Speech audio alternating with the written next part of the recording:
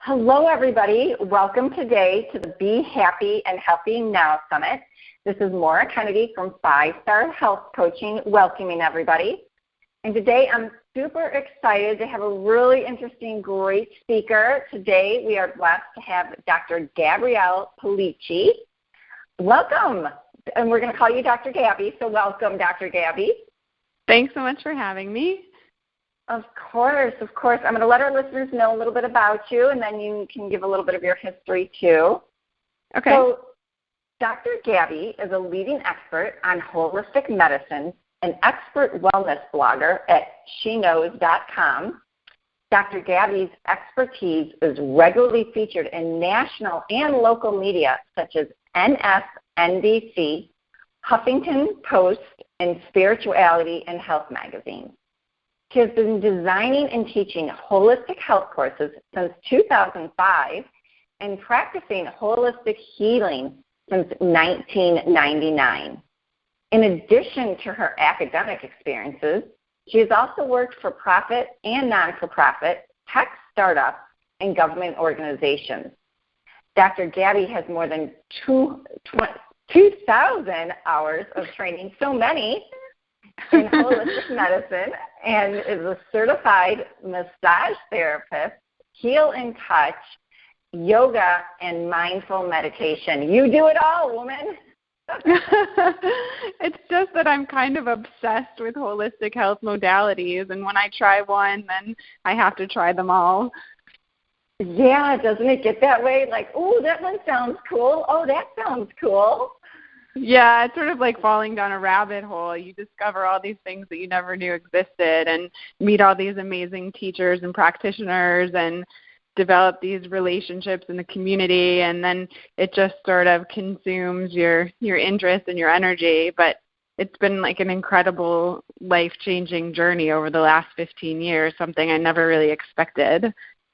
Oh, that's amazing. That's amazing. And I so relate to you. It's like once you've found one, it's like you want to do this and do that. So your bio just so resonates with me. Like when I read it, I'm like, oh, I kind of want to do that because right. I love massage and the yoga and meditation. So you've got 3 areas I still have to touch on. So kudos to you. You're a mentor to me.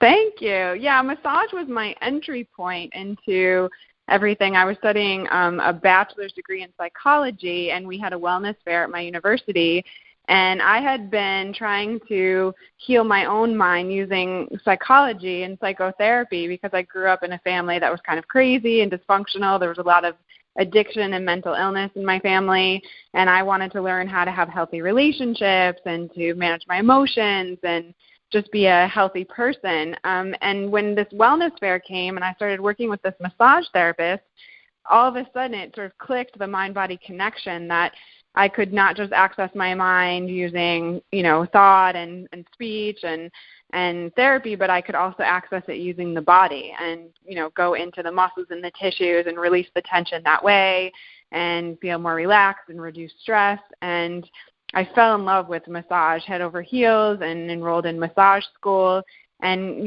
studied that while I was in graduate school, became more proficient in that. And that was the gateway into these other things, the energy healing and the yoga therapy and these other practices that I've been doing.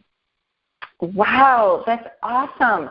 So I know a little bit about your background, but I don't know if all of our listeners do. So I wanted you to just, tell us a little bit about your background and, what led you down this fantastic rabbit hole. Right.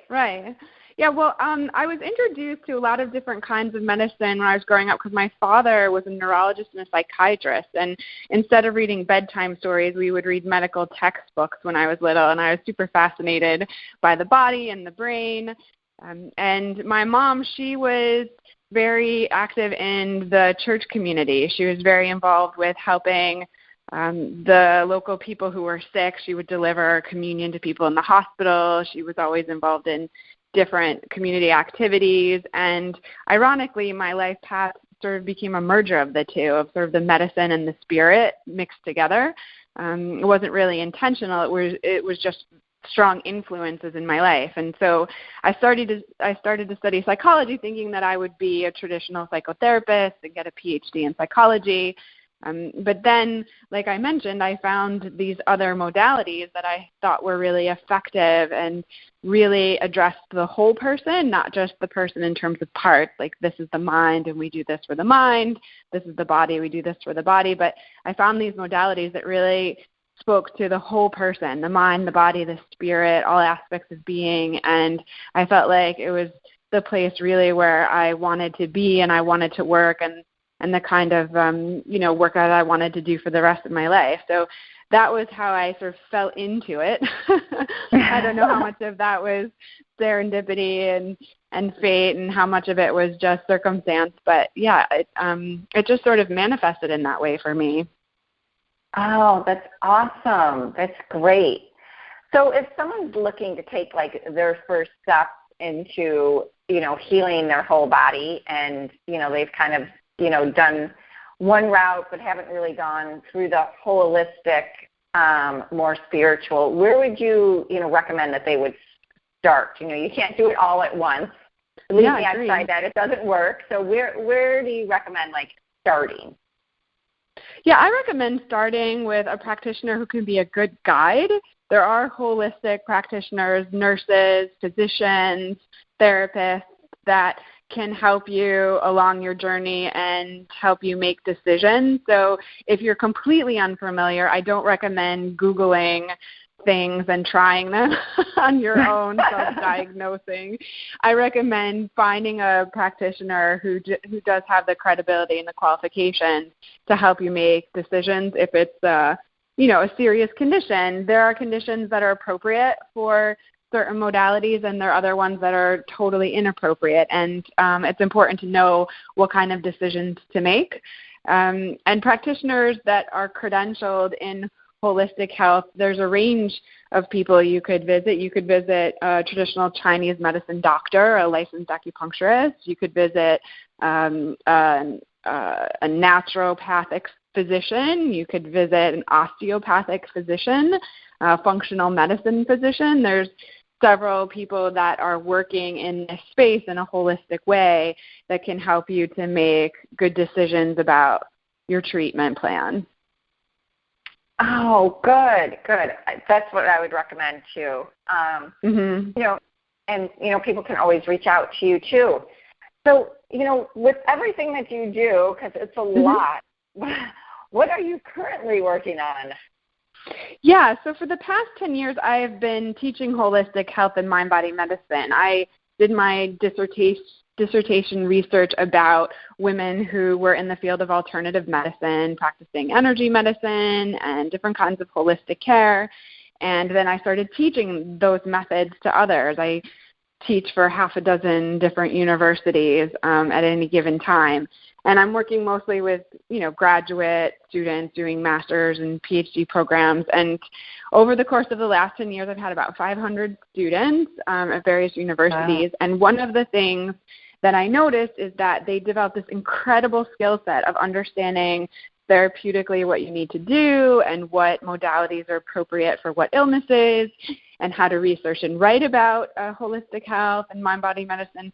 But often they leave these programs and they don't have very practical skills for starting up their own business, for marketing their business, for submitting proposals to publications or conferences so that they can get their work out into the field. And so I recently developed a Women in Wellness course, an online course for my students and anyone who works in the industry to get some of those really practical hands-on skills so that they can be more successful bringing this work to their clients and bringing this work out into the world. So that's something that I'm really excited and passionate about right now. Oh, that's awesome. And thank you for, doing things like that, because I do think, and part of a lot of the work that you do, I think it's so great. And I think anyone out there that might not be working right now, all of these different modalities, if you have any interest in them, is something that you could start without this huge investment. I'm sure when you went to massage therapy school, it wasn't you're going to get a master's degree, and all this time and effort. Like some of those modalities that you've been trained in, what are the certifications and the qualifications to get certified? I agree. There's a whole range. There's, if you wanted to get a license in massage therapy, it varies from state to state, but it's somewhere between 500 and 1,000 hours of training, which is going to cost you somewhere between $5,000 and $10,000 right now. And then you can start working immediately. And the nice thing about massage therapy is that there's a very clear job market for massage therapy. So you can work at a spa, you can work at a physician's office, you can work, on your own doing alcohol services. It's an easy entry point into the industry. There's other certifications like a health coaching certification that you could get if you want to start doing, one-on-one services with people to help people lose weight or eat more healthy. There's yoga teacher trainings. They range from 200 to 500 hours, and they cost between $3,000 and $6,000, and you could become a certified yoga instructor and start teaching yoga classes.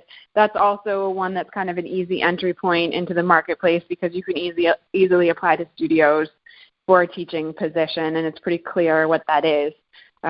When you start to mix all of these things together, like I have, then you have to be more creative and more resourceful in communicating what you do and explaining to people how it works. And a lot of people, as you mentioned earlier, once they become interested, they get multiple certifications, and then you have to sort of package that in a way that makes sense to people so that they know what your offering is and how to work with you and get the most of your services. Oh, that's awesome. And then that's where you can step in and help people out, right? Yeah, I just had a call today, actually, with this amazing woman who she had been in corporate America. She had gotten laid off. She did a yoga training, got certified as a yoga teacher, started teaching that, and was sort of living off unemployment, but then also doing some teaching. And then she did an Ayurvedic certification, and now she's getting into private Ayurvedic consultations. And I'm working with her one-on-one as a coach to develop her private practice because she has a wealth of experience and knowledge. She's been in corporate America, she's been a yoga teacher, but now she's going into a new arena, which is this, one-on-one therapeutic relationship, building up a private practice of clients, and that's all new for her. So she needs to learn how to develop that so that she can have really effective services and a strong business in that new way. So there's so many different ways that we can support each other and help each other to do this work and to be successful doing it. Yeah, and, I admire you doing the work that you do. And, like me, I want to reach people and let them know, that they, it's kind of this passion. Like you can get up and do something, even like the struggling college student that just graduated that didn't get their dream job or don't think that they're making enough money. Like you can go, and if you have an interest in massage, yoga, or any of these other, different paths that are like your outside passion or your hobby, you can turn that into a job. Go get trained. And they can find someone like you and help turn that into a business. So turn your hobby, which you are really passionate about, into a business. Definitely. And I think we're seeing that more and more. I think the model of our parents and our grandparents was, you have to go to work and you have to do a job that you don't like because you have to have a certain lifestyle and provide for the family. And I think that in our generation, especially the millennial generation, they really want the marriage of both the work and the passion. They really want to be doing work that they think is meaningful. They want to be doing work that they enjoy, and they're not willing to sacrifice as much of their personal happiness to go to work every day to a job that they don't like. So I think we see this as a trend, people wanting to do work that they love, and what we need to add to the equation is how do you do work that you love in a way that's sustainable, that you can still pay your rent and buy groceries, Right. So you have to be, you can be passionate, but in addition to being passionate, you really have to be able to do it in a way that allows you to take care of yourself.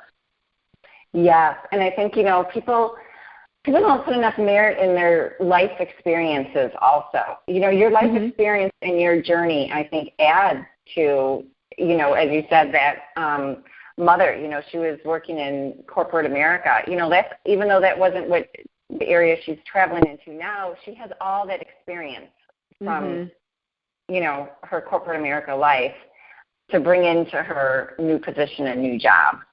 Absolutely. I totally agree.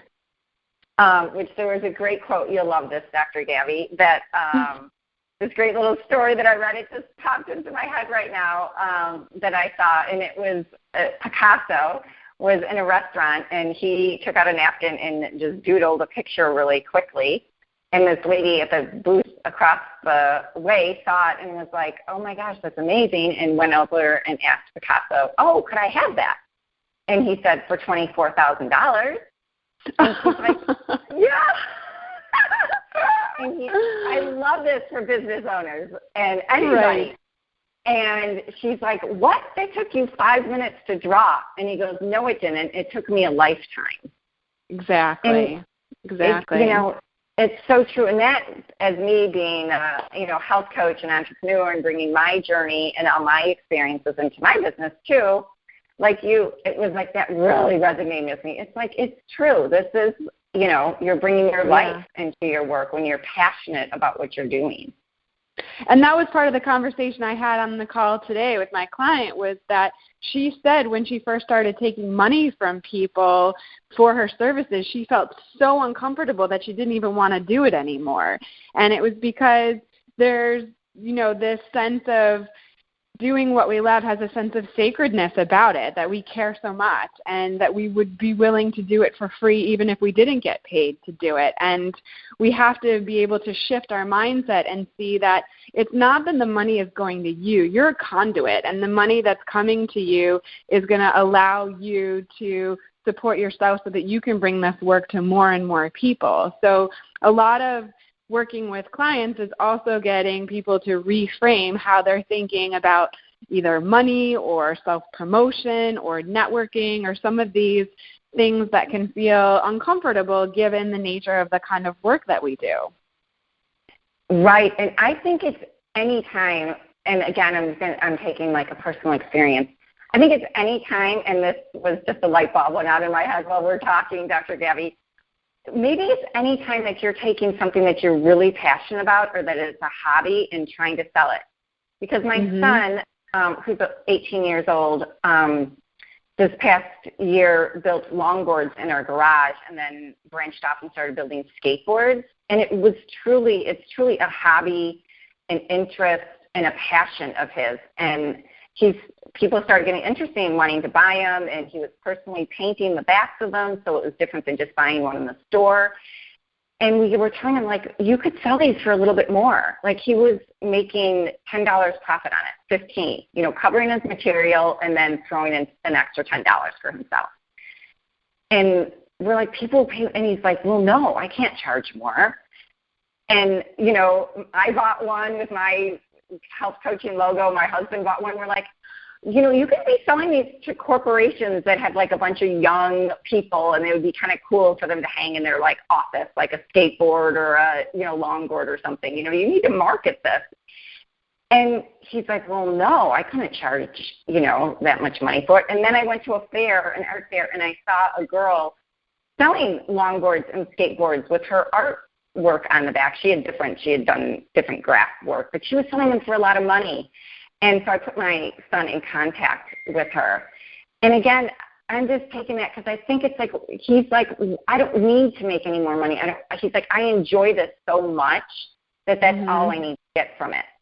And I think that's, all of us holistic, healers and yoga teachers and massage therapists and stuff, like maybe that's how we feel. And that's why your work is so important to change our mind frame behind that. Like, you can make a living off of something and be passionate and in love with it.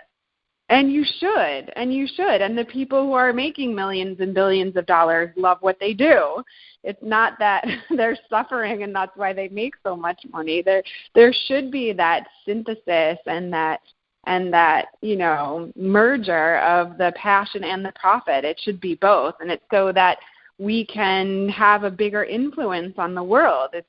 there's a lot of people who have a lot of money and a lot of power that are making bad decisions in the world. And if our heart is in the right place and our intent is to heal and to help people, we should also have power and influence so that we can make a big impact in the world. Oh, you're exactly right. Oh, Dr. Gabby, I am so blessed that you came on the call today and that our paths crossed.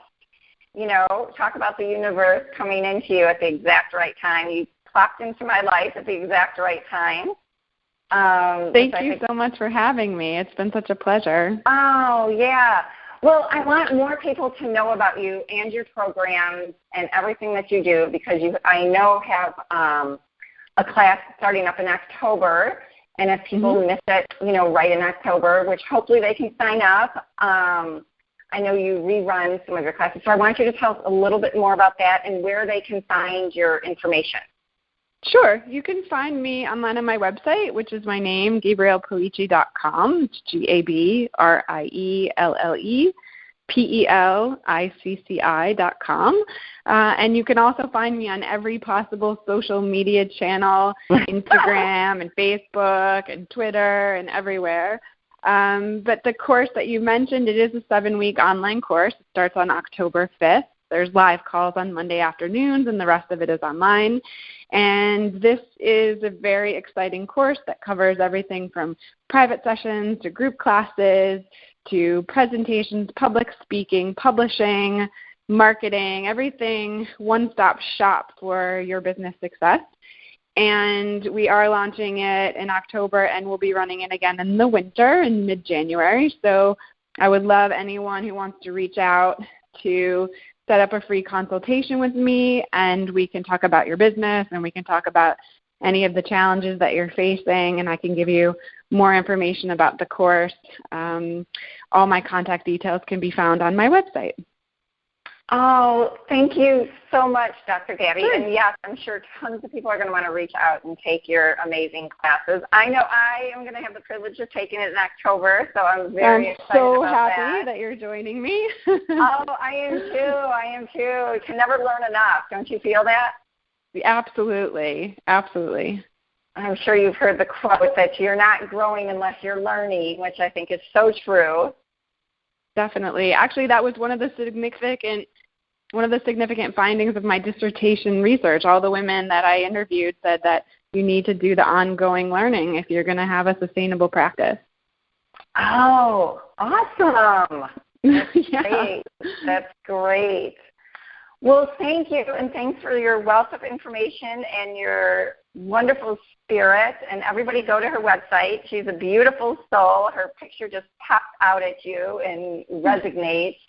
You're like a beam of light. Thanks so much. Oh, sure. I hope you have a blessed day, and I hope everybody and all of our listeners have a great, awesome day. Thank you so much. Thank you so much. Have a great day. Okay. Bye-bye. Bye.